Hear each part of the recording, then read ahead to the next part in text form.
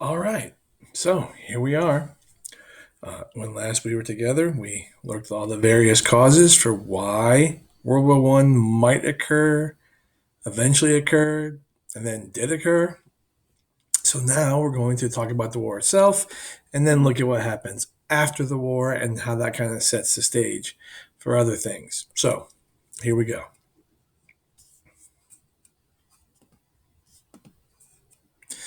All right. So first off, we know that Germany starts the war. Remember when we left, we talked about how Germany went through Belgium, and that kicked off. Well, that kicked off a couple of alliances, but we know the whole swirling vortex of alliances took place, and basically Germany gambled on this part of the world right here. Oh, it's not gonna poop.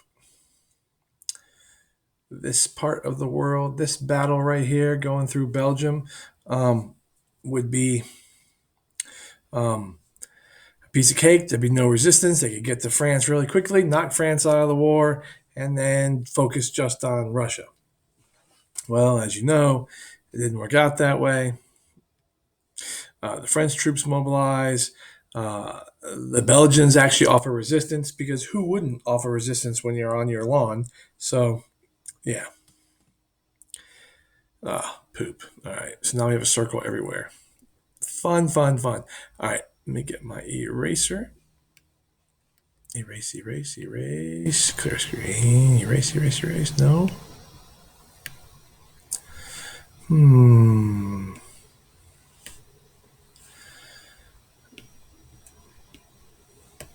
Oh well. Anyway, we'll move on. Don't worry about it. What's a little color? So basically,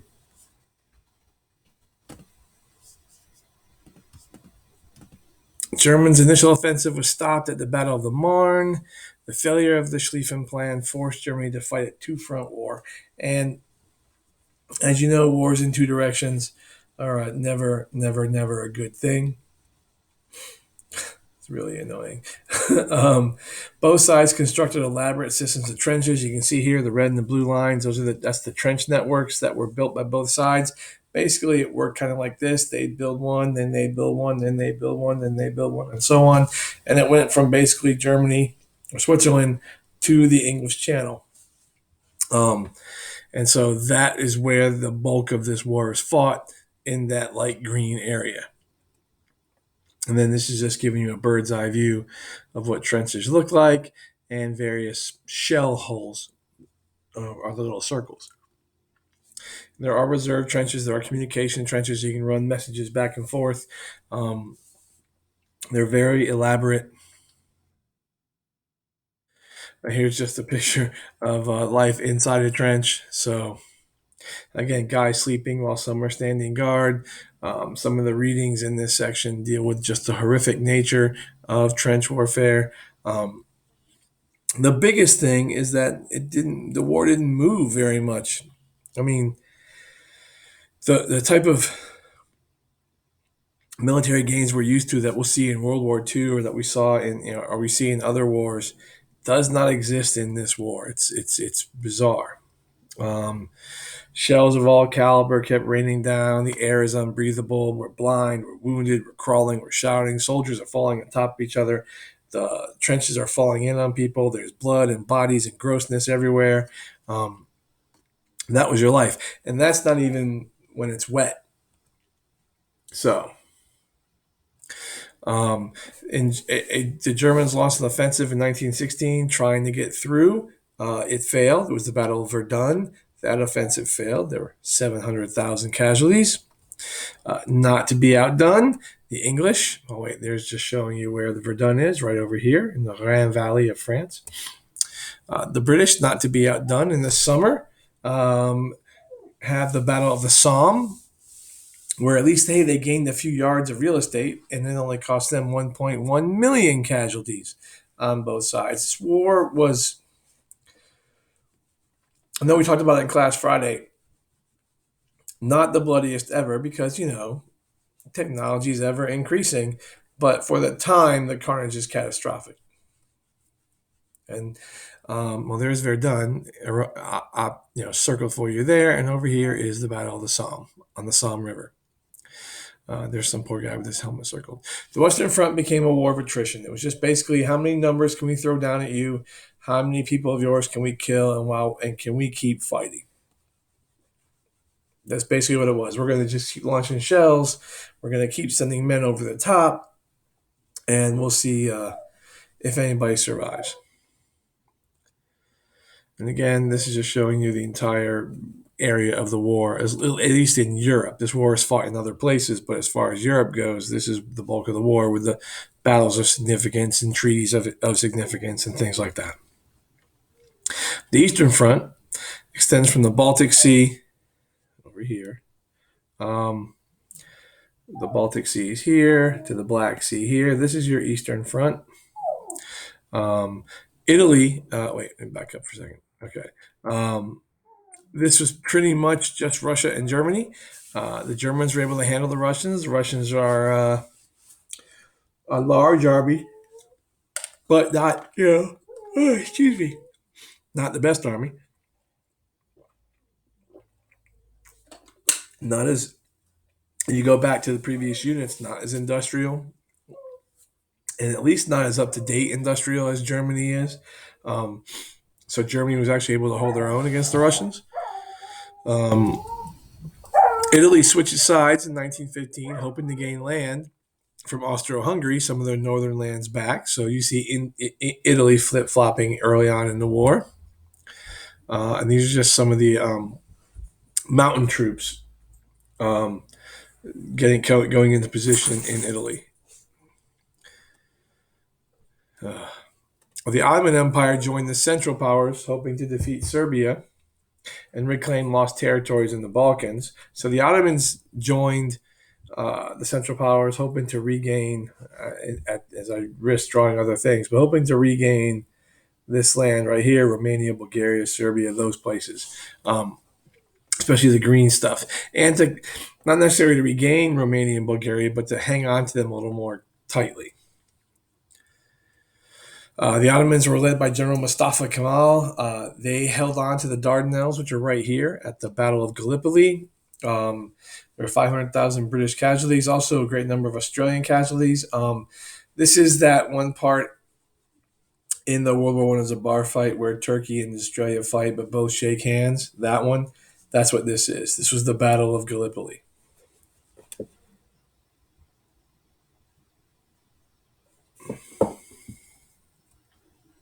And there is General Kemal.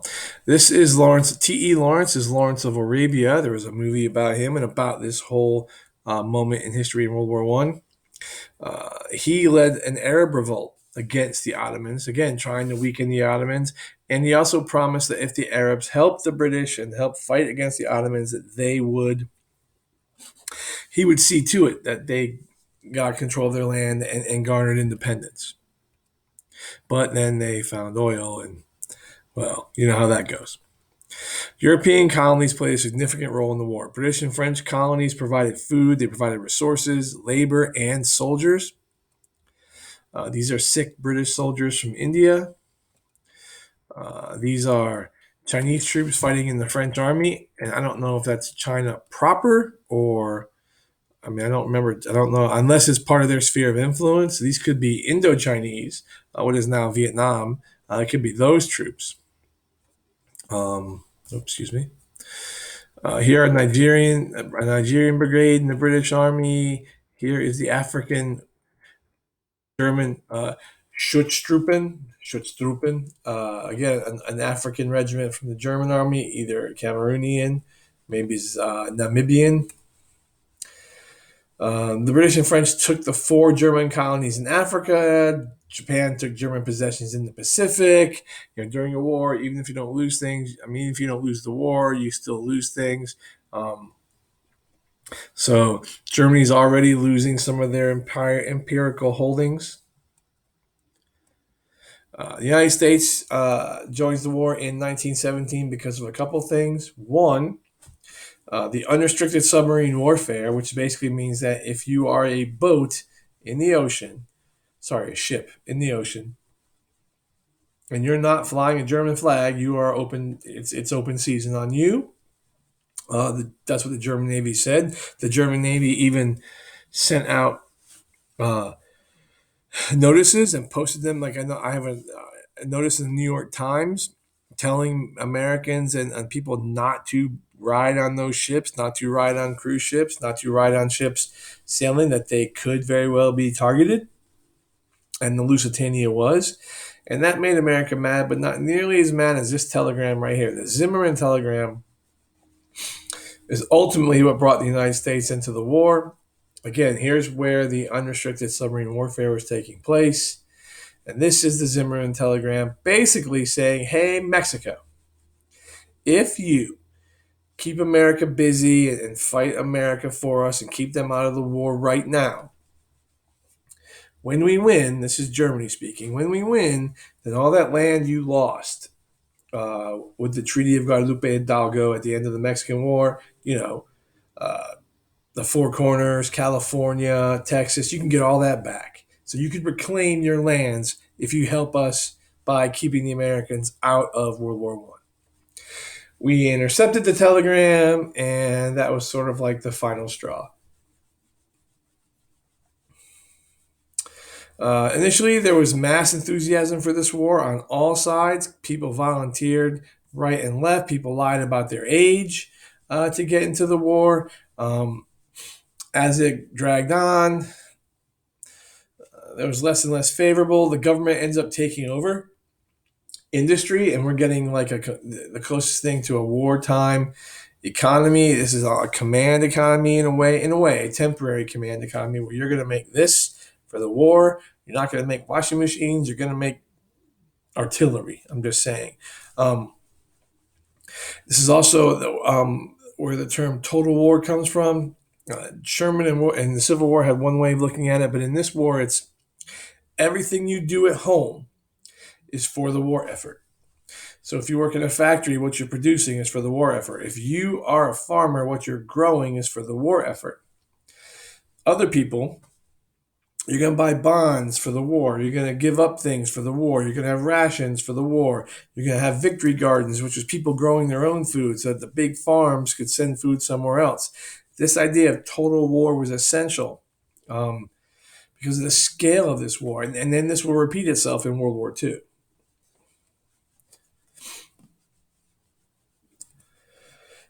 Demands for munitions and other materials were exceeding supply. Again, as I was saying, it was forcing governments to say, okay, we need shells, we need bullets, we need uniforms. So you're going to make that instead of whatever else you were doing. I don't know what they're shooting at. The governments also, there were drafts, taxes went up. The governments borrowed money. There were rations of food and of supplies. I don't know what was rationed aside from probably the usual things: chocolate, meat, vegetables. Like in World War II, uh, stockings, pantyhose, nylons for women were a rarity because that material was excellent for parachutes. There was again drafting and recruiting and using bond money so they could fund the war right away, and playing on patriotism and nationalism and saying things about the other side to kind of get people to um, join the fight. Again, this is just showing you different rations and how much you get a month and how you eating less helps our boys win the war. The war created near full employment, like almost 100% employment of everybody who was able to work. Men went to fight, women took their place in the factories. When the war ended, the men came back to the factories and the women went home. After World War II, you'll see a cultural shift with women, some women choosing to stay in the workforce. But as far as World War One is concerned, by and large, the men came back and the women went back home. Okay. And again, just more things to support the men in the front to, postpone your holidays, women come to the factories and do your part. And again, that looks much more like a World War II poster, judging by the airplanes, but the sentiment was the same. Um, Civilians were intentionally targeted in this war. The idea of breaking the will of the civilians. So, like, if you go after the civilians and they get tired of it, then they would kind of protest or just lean on their governments to stop the war. So, targeting civilians becomes something that, well, is now commonplace.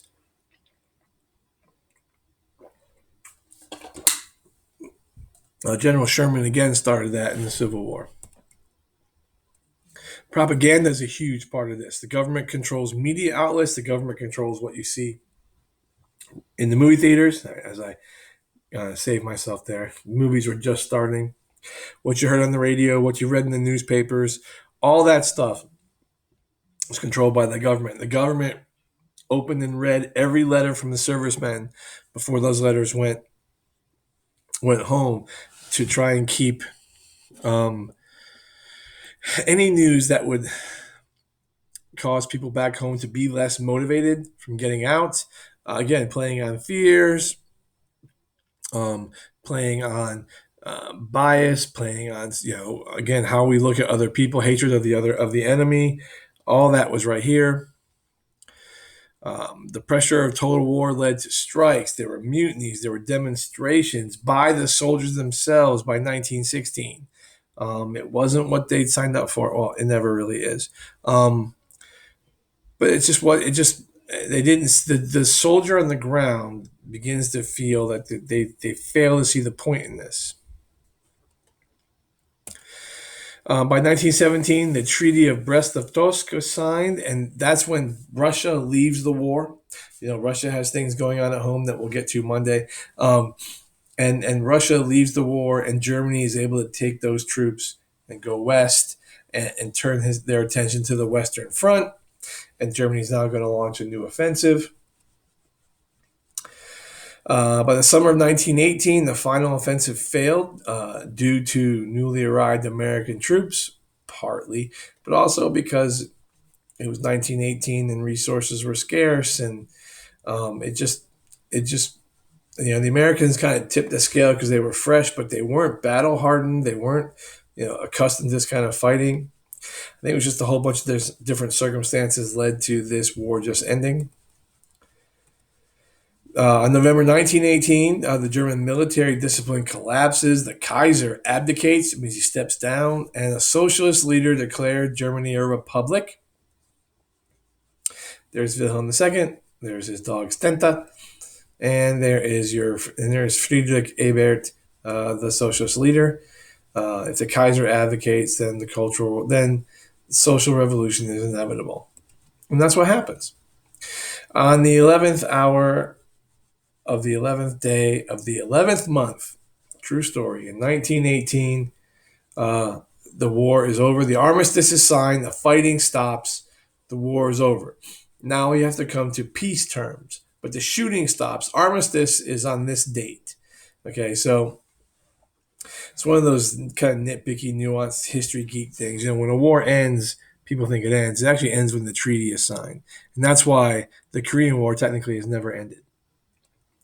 All right. The Great War was without precedent. Never had so many nations taken up arms. Never had the battlefield been so vast. Never had the fighting been so gruesome. That's all true. The Treaty of Versailles, Versailles. That's Woodrow Wilson. He's the only president of the United States to ever, he's the only PhD to ever be president of the United States. He was also the president of Princeton University before he was president of the United States. Anyway, he drew up these 14 points as to how the world should work and how we should behave in a way after the war. And the Germans liked those 14 points, and they thought that that was going to be sort of like the backbone of the peace treaty. So they signed and they agreed to go to the process. He believed that lasting peace was dependent. And now, one thing that Woodrow Wilson believes that a lot of the other people, especially the French, don't, is that if we want peace to sort of be the rule of the day, you can't go heavy on Germany. You can't make them. You just can't make them pay, so to speak, for this war. If you're hard on them, he felt that there wouldn't be lasting peace. Okay. Um, So Wilson called for open diplomacy, which means no more of those alliances. He wanted freedom of the seas. This is economic freedom of the seas. He wanted a reduction in national armaments among industrial nations. So the sizes of militaries needed to be controlled and regulated and smaller, and primarily for self defense, not for aggression. He called for an end to economic protectionism, which is basically tariffs.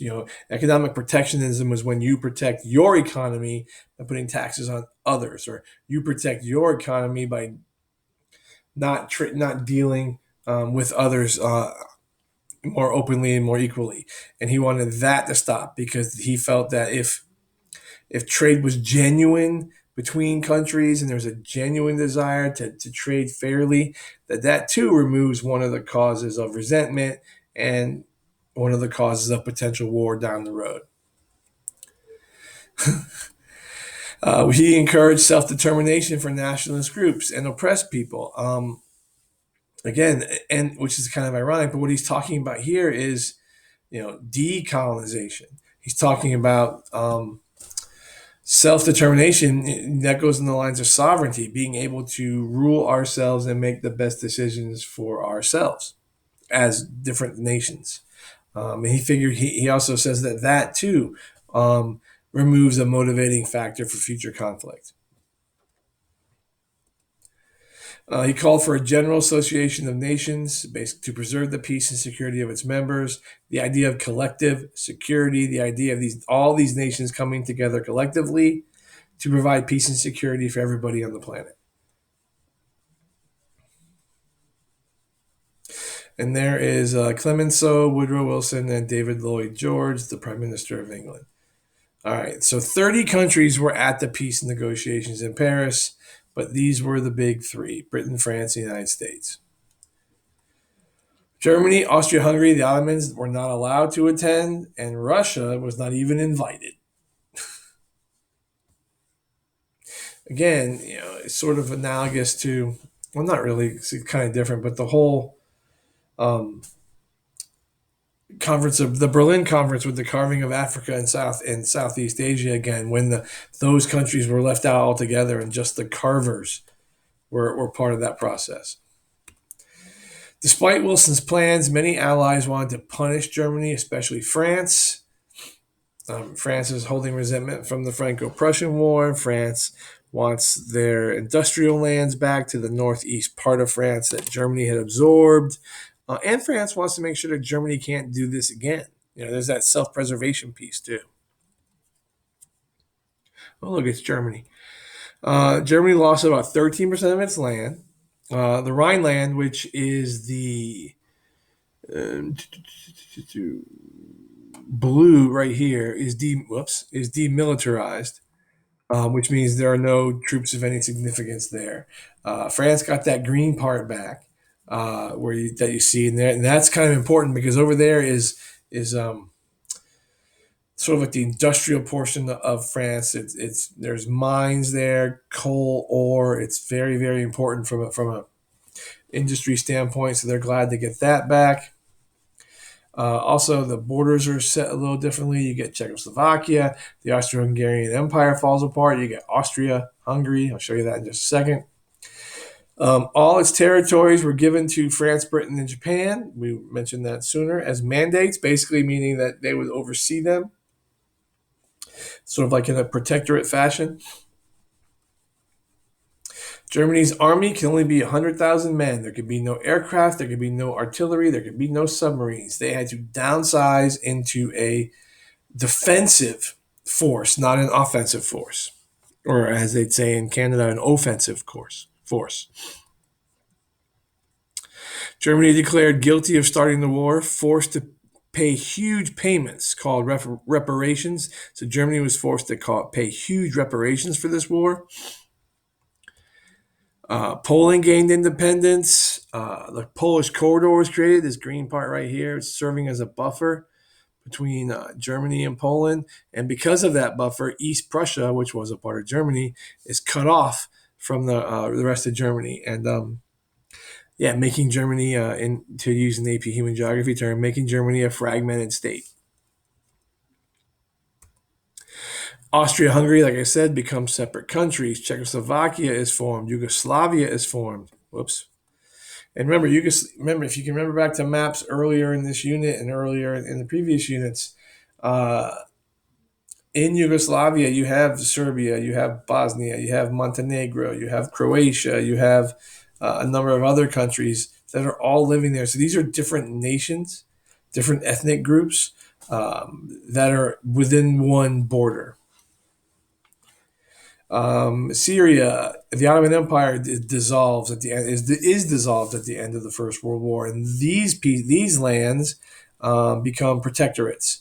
Again, even though T. E. Lawrence of Arabia, had promised Saudi Arabia and other places autonomy and independence, it doesn't quite happen. Um, these become League of Nations mandates, meaning that these become protectorates under League of Nations countries: Syria, Iraq, Transjordan, uh, Palestine, that's not Israel yet, and Lebanon. The Allies create a League of Nations, and this is that group, that body of nations to come together and try and offer some form of collective security to deal with issues in other parts of the world and not take up arms to solve your problem. That's right. Or definitely not unleashing the dogs of war. Not unleashing the dogs of war. Finally, 2 years or a year later, in the Hall of Mirrors in Versailles, the signing of the peace treaty is official. It's also, ironically, where Germany saw the Second Reich began in 1871 after the Franco-Prussian War. Um, Germany resented the Versailles Treaty's harsh treatment. They called it a Diktat, an imposed settlement. And this is just a little historical foreshadowing. This is the Treaty of Versailles, and out of that treaty comes Hitler and his party, as we will see later. Um, the U.S. emerges as a global superpower from this, and ironically, the U.S. Rejects the Treaty of Versailles and returns to its isolationist stance, and it withdraws itself from the world. It withdraws itself from Europe and all that kind of fun stuff. And it just goes back to being its own self and worried about its own self. Despite the harsh terms and the weakness of the Treaty of Versailles, genuine attempts were made in the 20s to secure peace. So there were attempts to set things up so that war would not happen right away. One of them was the Locarno Pact, which saw all these nations agree to the borders. So again, if you can have agreement on borders and you're not arguing and fighting over borders, that's one less area of contention. So that's kind of good. Another thing that happens during this time period is the Kellogg-Briand Pact saw 62 countries sign it and agreeing that war should not be a tool for you working out your policies. That war should not be an option for for your national policy to get things done. That's sort of like the lowest common denominator. And we are now ready for the rise of the Soviet Union. We are now ready for what happens in the 1920s. And you can kind of see how industrialization played a part in this, how nationalism plays a part in this, how imperialism plays a part in this. But looking at economic factors moving forward, we are coming out of a war, and there are going to be parts of the world that are more devastated than others. Obviously, parts of the world more better situated moving forward. And then there are going to be circumstances that are not, they're unforeseen that make situations that seem not good worse. And so, as we move forward, we will look at Russia and why they left the war and what's going on. We'll look at how America joins the 20th century. We're going to look at the rise of fascism and all the factors that led to the rise of fascism, basically the interwar period. And then we'll go through World War II, and then we'll, give birth and say welcome to the little baby that is the Cold War, and then Unit 7 will be over. So that's where we'll be next week. And I hope this information was useful. And I will see all of y'all later. Again, if you have any questions, post them. And y'all have a good night. I'll see you next time.